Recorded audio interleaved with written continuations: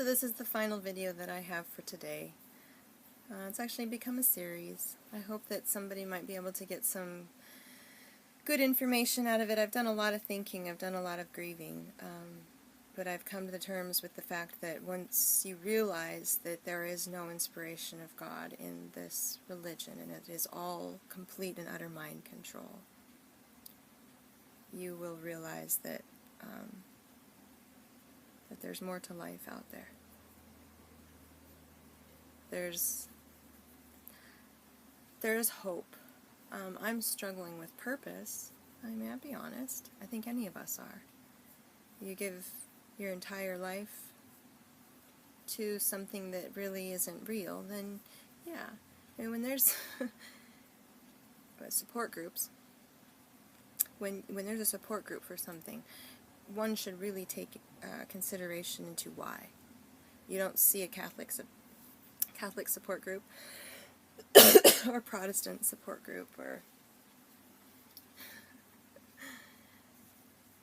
but when you start getting into LDS, you start getting into Jehovah's Witness, you start getting into Scientology, just pay attention. I mean, I'm not saying anything, there's support groups out there. Why?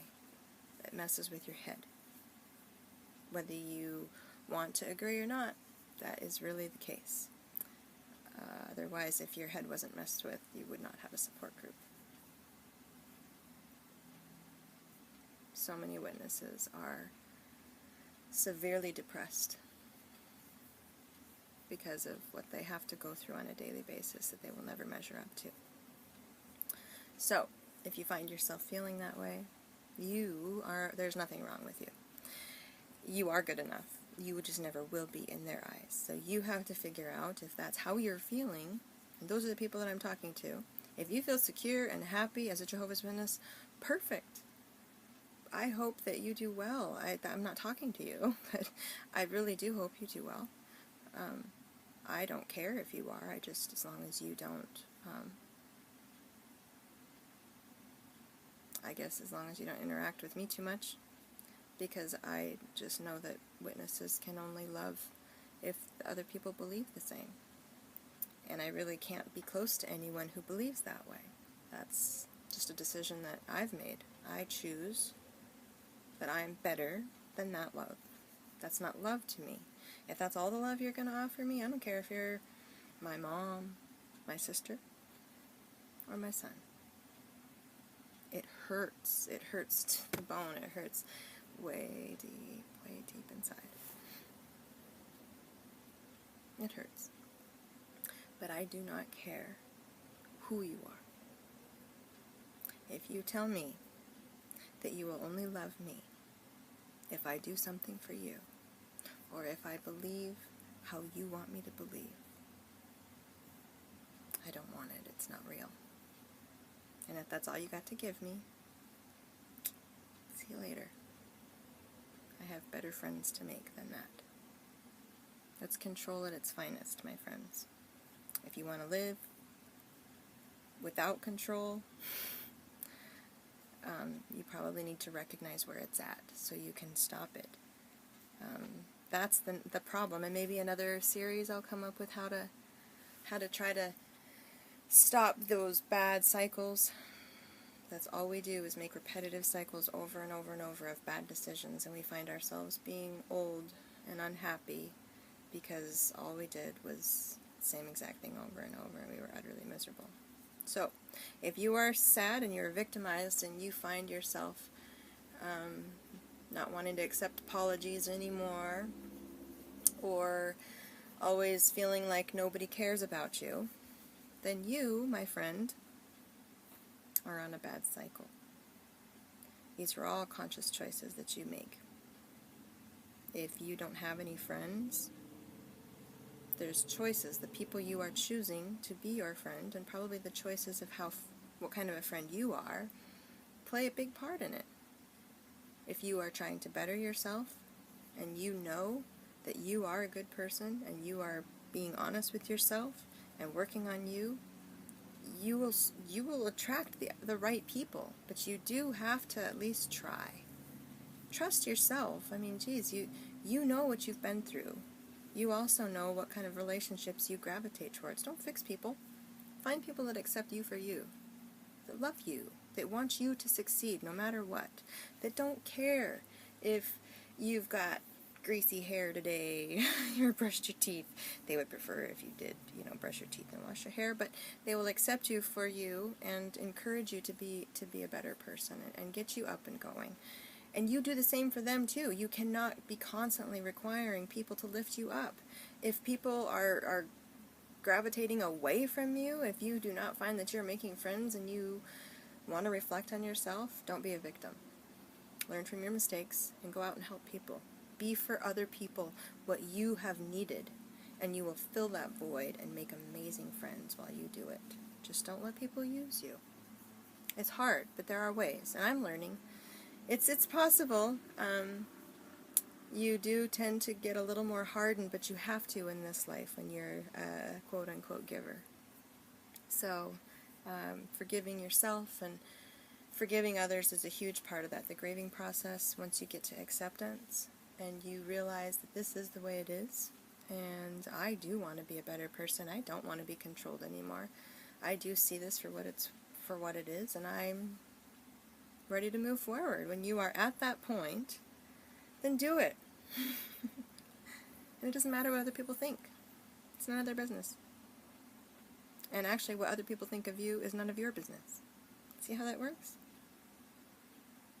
Try not to care so much. Reach out to people who love you. I highly suggest that you look for family who have not been in the watchtower. If you have family that maybe you really haven't been close to, maybe cousins or nephews, nieces, aunts, uncles, that you have just really kind of shunned away from because they're worldly, they love you. Most likely they do not think of you as anything other than just a weird, quirky person. They probably know that you have been raised or are in a cult, and if you do reach out to them, they most likely will be more loving, without conditions, more accepting than you would ever have experienced. Family really is family if they are allowed to be that. And many of these people that we kind of shun, that are not witnesses, miss us. They would love to have a relationship because they want real family too, and most likely they are experiencing the same thing as you. Just a lack of real people around here. Common sense is not common. It's hard to find. So it's there, but common sense hides now because stupidity rules, and it has trumped. Oh, there's no pun there. Don't start harassing me about that. So I'm moving forward from that. I will say in the last little bit of this video, I want to thank the friends that I've made, my subscribers. Thank you for the pick-me-up. I've been down for the last week or so. Personally, just give a little personal shout-out. Back in Thanksgiving time, I think it was like the 25th of November or something, I got ran off the road and I hit a stop sign, and I wrecked my little car, and it has been at a shop with the insurance company trying to deal with it for the past 3 months, and I've been without a vehicle. So it's been very humbling, but also quite handicapping. Is that a word?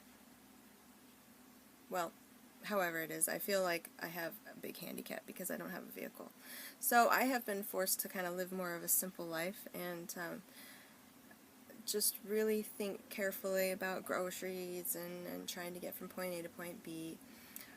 In the meantime, I've thought an awful lot about life and trying to get through things. But things are hard. Things just are hard in life. That doesn't mean that I'm destitute. I live a simple life on purpose. I may always live a simple life. I don't know. I've got a lot of opportunities ahead of me. I just don't know where my purpose quite is yet, and I'm looking, and I'm excited. It's there. So these are just some examples of what you can try to focus on. I'm hoping with these videos that I've put out, it gives you some hope, some guidance. Try to find your childhood. Now, there are many of us that have had really terrible childhoods, but I guarantee you, before you were told who to be, you knew who you were, and you knew what you wanted, and you knew what made you smile. Go back to those moments. I remember coloring in coloring books. It was one of the most fun things that I could do with my dad. I do that. So what? If people make fun of me, I don't care. I color in a coloring book. It's better than going out and drinking and binging, you know. There's no reason for all that when I can have fun coloring in a coloring book. Art's just fun. I do a lot of projects that make me smile, and I would encourage you to do the same thing. Practice. We're not in a rush. You have a lot of time. So take your time and find something that makes you smile. It doesn't matter what it is. Sometimes I watched old cartoons, those Saturday morning cartoons that you watched at 5 o'clock in the morning.